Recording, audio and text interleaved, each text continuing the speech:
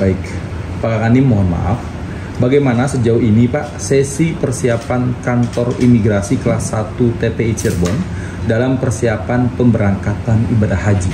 Silakan Pak Komang. Terima kasih Pak. Untuk persiapan pemberangkatan ibadah haji, kantor imigrasi kelas 1 TPI Cirebon telah melaksanakan beberapa langkah. Sebelum pemberangkatan kita melakukan rapat persiapan. Beberapa rapat dan koordinasi telah kita laksanakan untuk mengetahui dan persiapan mengenai pemberangkatan haji. Kemudian kita juga selain rapat itu kita mempersiapkan anggota, berapa personil yang kita terjunkan baik dari embarkasi maupun di bandara. Kemudian kita juga mempersiapkan sarana prasarana penunjang dan kita juga berkoordinasi dengan kementerian atau lembaga terkait dan stakeholder terkait, khususnya teman-teman yang ada di bandara, PPIH, Kementerian Agama, dan instansi atau KL yang terkait lainnya. Dan untuk kantor imigrasi kelas 1 TPI Cirebon sendiri, Pak Kakanim, mohon maaf, sejauh ini menangani daerah mana saja untuk calon jemaah haji yang akan berangkat nih Pak? Bisa disebutkan Pak?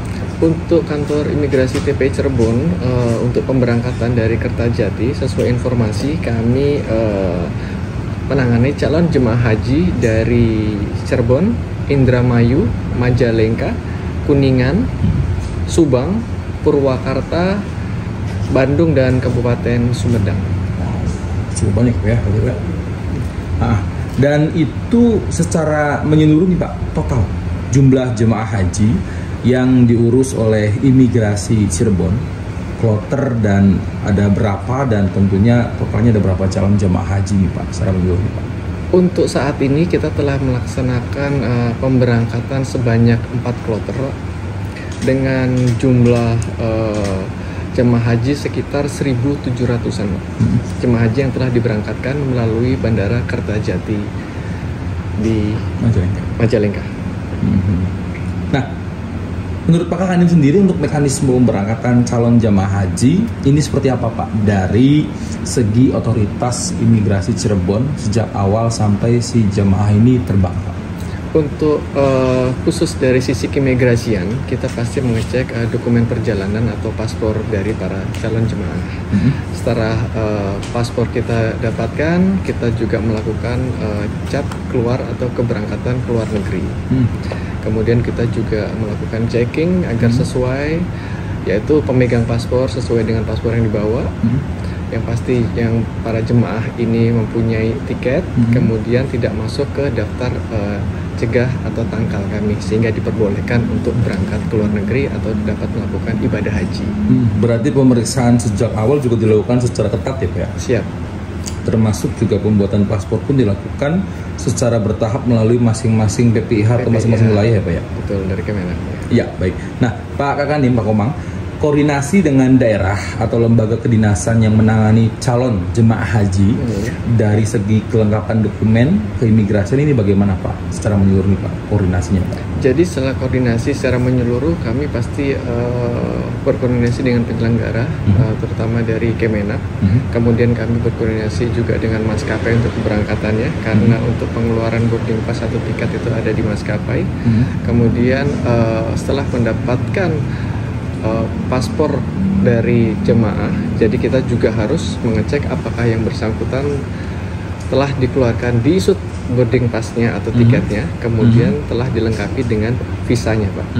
Jadi kami berkoordinasi secara sinergis dengan pihak terkait untuk memastikan jemaah haji berangkat secara benar dan tiba di Tanah Suci dengan selamat. Ya, baik. Pak Kakanim, sejauh ini apakah masih ada kendala dalam hal dokumen keimigrasian dari calon jemaah haji atau bagaimana nih Pak? Ada kayak masih tertinggal atau seperti apa nih?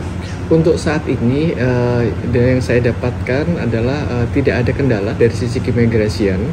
Para jemaah memiliki dokumen-dokumen perjalanan yang sah dan bisa kami berangkatkan atau boleh keluar dari wilayah Indonesia secara benar. Ya, sejak pemberangkatan awal ini mulai kloter pertama kapan nih Pak diberangkatkan Pak?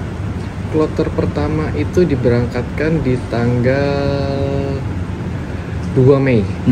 Awal Mei berarti ya, Pak? Awal Mei 2 Mei 2025. Sampai pemberangkatan total terakhir di bulan apa Pak? Dan tanggal berapa? Kalau nggak salah dari jadwal itu ada di 28 hari Pak. Untuk kegiatan haji ini, baik keberangkatan maupun kedatangan. Oke, baik. Dan Pak Kanim, ini untuk petugas atau jumlah SDM dari petugas imigrasi yang ada di Bandara BJB ini seperti apa? Ada berapa orang? Apakah mencukupi? Ataukah petugas ini dibagi ke embarkasi yang ada di Indramayu, Pak? Untuk pemberangkatan haji di tahun 2025, kami telah menyiapkan dengan total 53 petugas, yang mana dari 53 petugas itu bertugas baik di embarkasi di Indramayu, di Asrama Haji Indramayu, baik di Bandara Kertajati di Majalengka. Dari 53 ini kita juga membagi menjadi 4 grup, Pak.